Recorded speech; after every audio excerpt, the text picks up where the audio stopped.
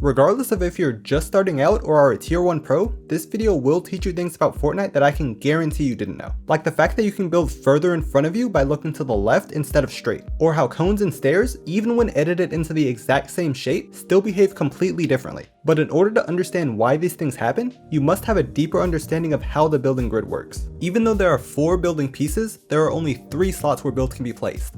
Floors along one axis, walls along the other 2 axes, and either a cone or stair can go between the axes. But every time you build, Fortnite actually has to do a lot of guesswork to try and figure out where you want to place your build and in which orientation. The orientation is actually super simple. It completely ignores your position, where you're trying to build at, whether there are other builds in the way, and everything else. The only thing that determines the orientation of your builds is the compass. It's quite simply, if you're looking north, it will place facing north. But as soon as you cross the 45 degrees, it places facing east. Same thing at 135, 225, and 315. And the compass isn't visible in creative, but it's working the same way regardless. You can actually use the back bling in the battle pass though to see it when it's hidden. Now when it comes to which tile your builds are placed at, that's where it gets complicated. There's something called a raycast coming out of your camera at all times. It's basically a line in the direction you're looking, but it stops at a set distance. This raycast is the biggest part of how it decides where your build is placed. First, whichever build slot is closest to the endpoint of the raycast is where the build will place. Seems simple enough, but because Fortnite is third person and the camera is to the right of your character, the geometry works out that looking to the left allows you to build further away than looking straight forward. No one ever talks about this concept, even though they may utilize it in some ways all the time. If you notice people tarping, they always place the left wall before the right one. It's because you can place the left wall from further away than you can a right wall. But if you ask players why they do this, very few players can actually tell you. They'll say it just feels better. Which isn't wrong, but knowing why this happens allows you to use it in other scenarios as well. Like in mini build fights where you and an opponent are racing to get control of this build piece. If instead of looking forward you look more left, you can get the piece control from further away and before the opponent does. Or if you want to be able to pre-box either side of an opponent's box, you shouldn't stand right in the center. You should stand to the right side. You can build much further to the left, so if you stand in the middle, you won't be able to reach the right side from where you're standing.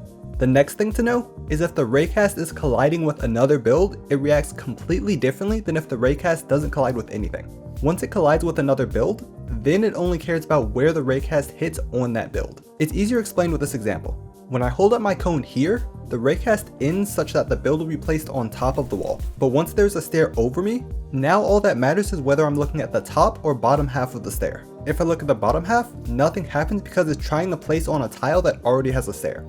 Here's another example using my favorite build, the U-ramp. When someone ramps over you normally, you just have to look above the halfway point on the ramp, which is here, and you're able to place a cone and floor above the ramp. But when someone U-ramps over you, you can't do the same thing. Because the halfway point on the U-ramp is just above the flat part, you can only build on top of it when looking at this part of it. But instead, you can look at the top half of a wall in front of you and accomplish the same thing. This mechanic is also why you can look straight down to place a wall in front of you when it's placing too far away. As soon as the raycast starts colliding with the floor you're standing on, it will place directly in front of you.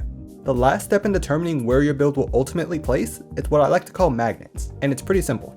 If after all the other steps, the build would have nothing to connect to, Fortnite tries to move it up or down one tile to something it can connect to. As you can imagine, this has many uses, but the most common is connecting the second height or any build below you. Normally you can't build that far down, but if there's nothing else to connect to, Fortnite will try to move the wall one extra tile down, allowing you to connect from further away. Another common use of magnets is placing cones into boxes from below. You could also use the mechanic of looking at the top half of a stair to get the cone in, but even if there's nothing below their box, the magnets mechanic will pull the cone up into the box anyway. Next, it's important to know the difference between the 2 pieces that occupy the same space, stairs and cones, because a lot of people think that this pre-edited cone would function the same way as a stair, but it doesn't in many situations. Yes, they have the same health, same basic shape, but for one, cones and stairs have different connection points. Think of connection points as the points the raycast used to figure out where is the closest. The connection point of a build is usually in the middle, but the connection point of a build doesn't change when you edit it. So the cone that's pre-edited into a stair has a lower connection point than a normal stair. This makes it so that you can build these cone stairs higher up than you can normal stairs, but you also can't build them as far down. The other difference, the most important difference, is that cones can be placed vertically through other builds. Why? I don't have a clue. But for some reason it was decided that cones can just ignore other builds on the vertical axis. So if there's a stair and floor above you, not a problem. If someone's in a tarp 2 layers below you, that's still not a problem if you pre-edit the cone. You can just build straight through the top of their tarp. But now that we've covered all the major points, there are a few other caveats to keep in mind. First, the same way you can build further when looking left because the camera is to your right applies vertically. You can build further by looking down because the camera is above your character.